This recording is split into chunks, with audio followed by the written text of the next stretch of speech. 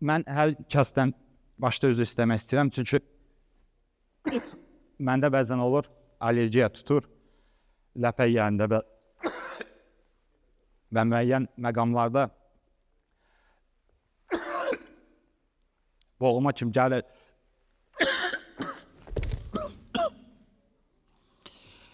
Yox, kömək eləməyə ehtiyac yox, narahat olmayın.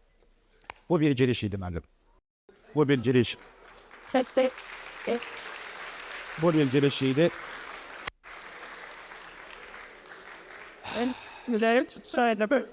Müalicəsi bizdeydi, narahat olmayıb. İndi gərək nəfəsim geri qaytarım. Bu bir giriş idi. Nəyə görə? Əlbəttə döyüş növlərinə məşğul olanda bizə yıxılmağı öyrədirdilər. Ona görə özümdən əmin idim ki, yıxılanda hər şey qaydasında olacaq. Bugünkü mövzum stres və təzyiq altında qərar qəbul etməkdir. Düzgün qərar qəbul etməkdir. Dedim, biraz sizə bu hissləri yaşadım. Bugün nə bu ekranda, nə də digər ekranlarda siz heç bir şey görməyəcəksiniz mənim çıxışım zamanı. Çünki mən stresi çox sevən bir insanam. İxtisasım, peşəm, bütün ixtisas artırmalarım böhran vəziyyətlərin idarə edilməsi ilə bağlıdır. Yəni, insanı ən çətin vəziyyətlərdən çıxarmaq, ən ağla sığmaz ruh hallarından həyata qaytarmaqdır. Və mən buna görə də stresi çox sevirəm. Və buna görə heç bir əlavə özümə kömək götürməmişəm bugünkü çıxışa ki, onu hiss edin. Bu həyəcanı, bu gərginliyi, bu təlaşı hiss edim. Əlimdə, ayağımda, dərimdə, hər yerimdə hiss edim. Mən yıxılanda zalın bir hissəsindən səs çıxdı. Yəni ki, onu eşitdiniz.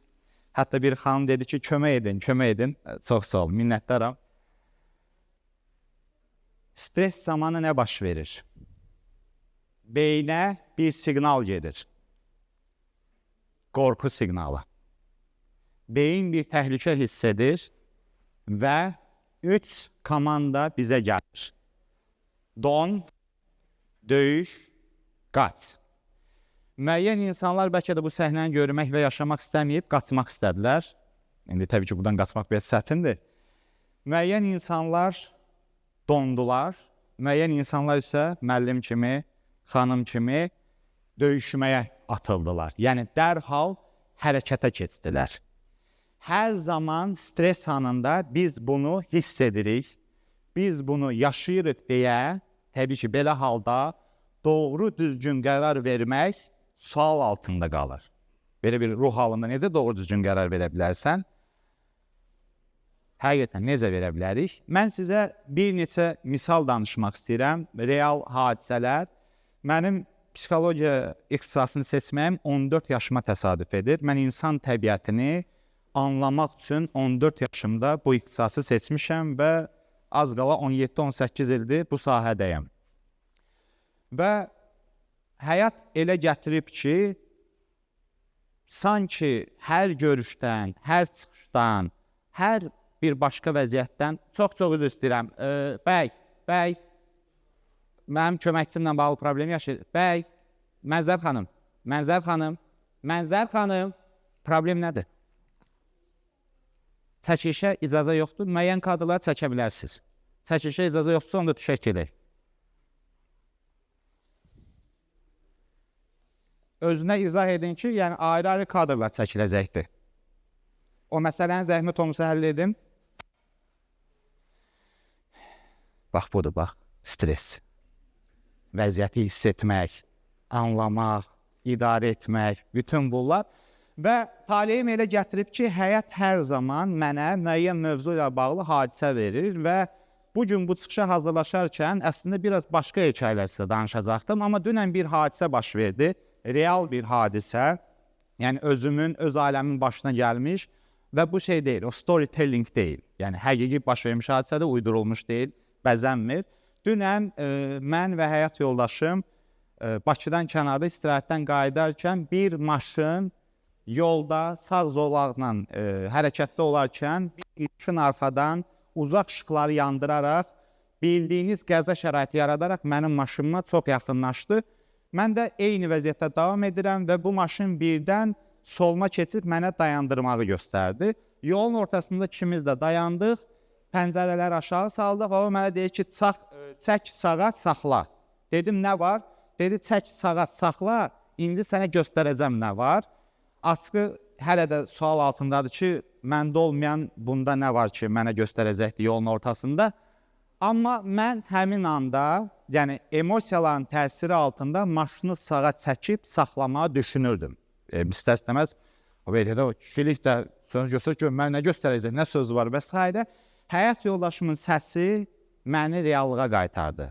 Dedi, Nizami, sən saxlamağı düşünürsən ciddən. Və mən birdən-birə reallığa qayıtdım, yəni o bütün öz resurslarıma ki, bizə dəqiqə. Dumanlı, qaranlıq bir düzlük yoldur. Ətrafda heç bir kəs və heç nə yoxdur. O maşında da bir neçə nəfər. Bu polis deyil, yəni dövlət orqanı deyil. Mən onun sözümlə maşını niyə sağa çəkməliyəm? Və mən maşını normal sürətlə davam etdirdim. Bir müddət arxamca gəldi. Artıq mən reallığa qayıtdım. Polisi, 100 kini, müəyyən başqa məsələləri yadıma saldım və müraciət etdim ki, mənə kömək olsunlar və nə yaxşı ki, mən maşını sağa çəkib saxlamamışam. Böyük ehtimalla mən hal-hazırda burada olmazdım. Bu bir zarafat deyil. Nəyə görə? Daha sonra aydın oldu ki, həmin şəxslər polis tərəfindən axtarışdadır. Yəni, təsəvvür edirsiniz ki, mən də orada maşını saxlayıram, belə ağıllı-ağıllı döyüşçü belə deyək, psixoloji fərdlərlə yol kənarında, dumanlı, qaranlıq yolda nəysə olaraq izah edirəm. Başda öskürdüm deyən boğazım qurudu.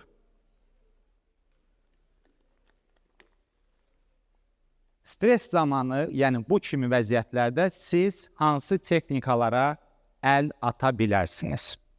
Əvvəla, mən bir çox konsultasiyalarda da insanlara izah edirəm. Bizim insanlar nəfəs texnikalarına gülüşlə reaksiya verirlər. Məsələn, deyirsən ki, dərindən nəfəs al, ver. Deyir, nəfəs alıram da. Yəni, deyir, burada nə var ki? Və yaxud da deyirsən ki, sayla nəfəs al. Onlar buna qeyri-ciddi yanaşır, bir çox insanlarımız. Amma əslində nəfəs texnikaları, misal üçün, ən məşhurlarından biri 4 saniyə nəfəsi alırsınız, 7 saniyə nəfəsi saxlayırsınız, 8 saniyədə isə buraxırsınız. Misal üçün,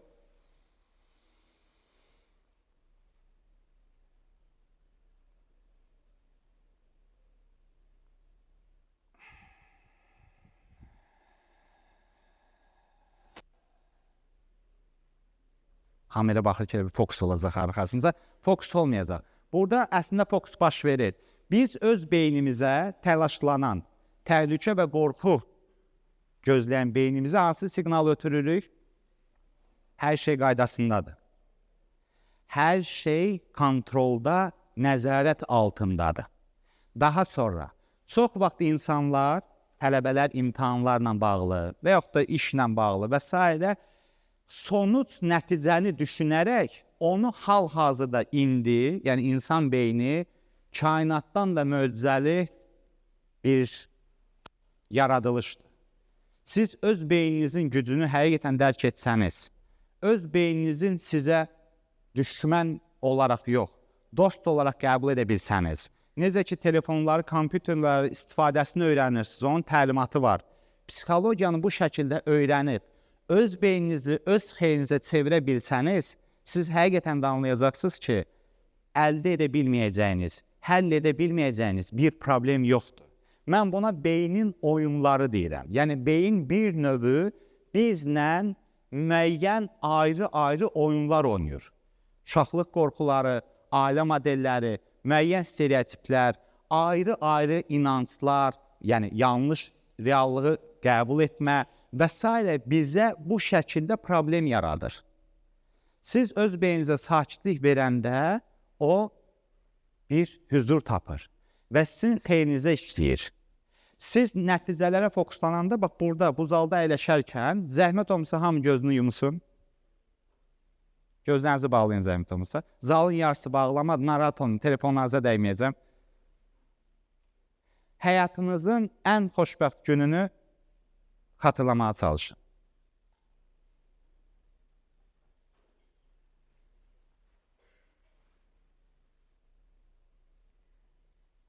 Çox sağ olun, gözlərinizi açın zəhmət olmasa. Bunun əksi, yəni negativdən getmək istəmirəm, günün günorta vaxtı keyfinizi pozmayaq.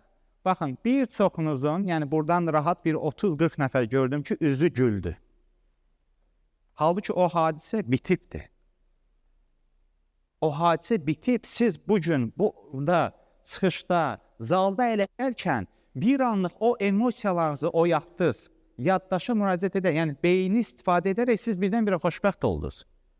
Bunun əksi də eyni qaydada baş verir. İndi mən belə deyək də tam rahat, aydın olsun deyən onun əksini göstərməyəcəm.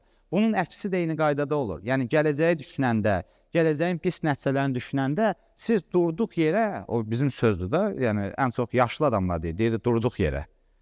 Yəni burada, bax buradan özünüzü yüklüyürsünüz pislərə və ona görə stres anında siz nəticədən çox mən nə edə bilərəm sualına cavab axtarmalısınız.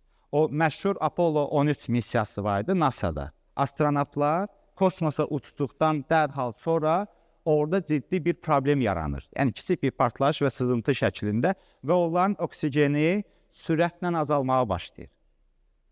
Həmin illərdə bunun üçün heç nə nəzərdə tutulmamışdı. Yəni rezerv sistemlər və bir çox şeylər nəzərdə tutulmamışdı. Və təsəvvür edin, yerdə NASA mərkəzində mütəxəssislər hər saniyəsi həyat-ölüm arasında get-gəl olan bir məsələdə oradakı astronavtların oksigen itkisini dayandırmaq və təcili sürətdə buna bağlı çox məşhur film var, yəni reallığa çox yaxındır.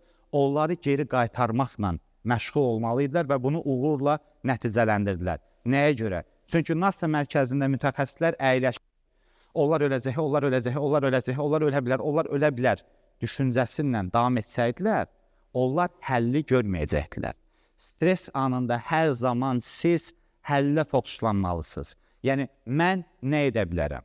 Daha sonra 10 saniyə qaydası var. Yəni, deyək ki, təzli şərtlərdə qərar qəbul etməlisinizsə, 10 saniyə gözləyə bilərsiniz. Sadəcə olaraq dayana bilərsiniz. 10 saniyədə beyin özünü tənzimləyə bilir bir çox vaxtlarda. Bu kimi texnikaların hər birini ayrı-ayrı situasiyalarda təbii ki, istifadə edə bilərsiniz. Yəni, sözümün canı nədir?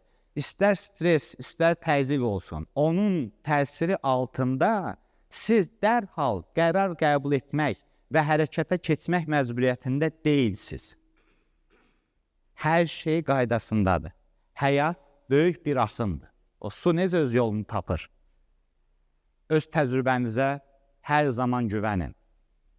Misal üçün, burada keçmişdə hansısa məsələnin həyəcanı, stresini yaşayan nə qədər insan olub, əllərinizi qaldırınız zəhmət olmasın. Çox sağ olun. Harada qaldı o stres? Nə oldu? Həll edə bildinizmi? Edə bildiniz. İmtahan həyəcanını yaşamış tələbələr, nə qədər imtahanla keçmişsiniz? Ən qədər, elə deyilmi? Düzdür yoxsa yox? Deməli, siz vaxtı ilə bunları bacarmısınız. Yəni, bəzi insanlar səhvən düşünür ki, məndə alınmayacaq və s. O da əlavə stresə salır. İndi streslə bağlı saatlarla mühazirə deyə bilərəm. Amma yadınıza salın ki, vaxtı ilə bacarmayacam deyib düşünən, həyəcanlanan, qorxan da siz idiniz. Bir çox sınaqlardan, istər təhsil olsun, iş olsun, ailə sınağı olsun, ruhun keçdiyi çətin yollardan da uğurla, yəni o döyüşlərdən uğurla çıxanlar da siz idiniz. Gələcəkdə də hər zaman eyni qaydada bu vəziyyətlərdən çıxış yolu tapacaqsınız. Diqqətiniz üçün təşəkkür edirəm.